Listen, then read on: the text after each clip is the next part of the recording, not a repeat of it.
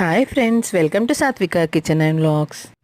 శ్రావణ మాసము శనివారము అదేవిధంగా రాఖీ పౌర్ణమి రెండూ కలిసి వచ్చాయని చెప్పేసి నేనైతే ఇంట్లో దేవుడి కోసమని ప్రసాదాలు అయితే తయారు చేశాను. స్పెషల్గా మేము శ్రావణ మాసంలో సద్దులు అయితే కలుపుతాము. ఒకరోజు పులుసన్నము పెరుగన్నము రెండింటిని కలిపి దేవుడికి నైవేద్యంగా అయితే పెడతాము. అదేవిధంగా ఒక స్వీట్ కూడా నైవేద్యంగా చేస్తాము. మనం ఏదైనా సరే దేవుడికి నైవేద్యం పెట్టినప్పుడు పచ్చటి ఆకులో పెట్టడం చాలా మంచిది.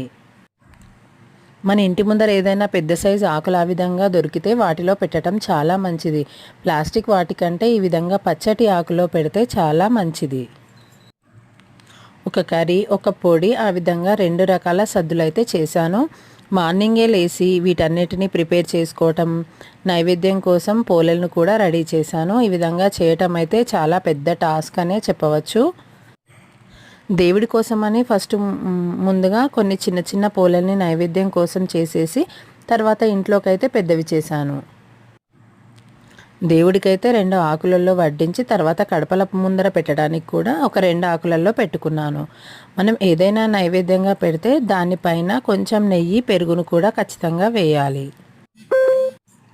శ్రావణ మాసంలో ఏదో ఒక శనివారం కానీ లేదా సోమవారం కానీ ఈ విధంగా సద్దులు చేసి స్వీట్ సద్దులు కలిపేసి అదే రోజు దేవుడికైతే గౌరీమాతకు పూత అనేది పెడతాము. అంటే శ్రావణ మాసంలో మాత్రమే గౌరీమాతకి పూత పెడుతూ ఉంటాము. అది ఈరోజు చేశాను. ఆ పూత అనేది పెట్టిన రోజే నైవేద్యంగా సద్దులను కలిపి స్వీట్ అయితే చేస్తాము. కానీ మల్లీజ లాంటిది చేస్తూ ఉంటాం. కానీ ఈరోజు రాఖీ పౌర్ణమి వచ్చిందని చెప్పేసి నువ్వులు కొబ్బరి పోలేలు చేశాను. ఇది వచ్చేసి రాఖీలు కూడా దేవుడి ముందట పెట్టేసి మొక్కాను. మా అమ్మ అయితే రాఖీ కస్టమైజ్ చేయించుకొని వచ్చింది. వాళ్ళ తమ్ముడికి కట్టడానికైతే దేవుని పూజ కంప్లీట్ అయ్యి నైవేద్యాలు చేసి హారతి ఇచ్చేసరికి దాదాపు 10:30 ఆ విధంగా అయ్యింది.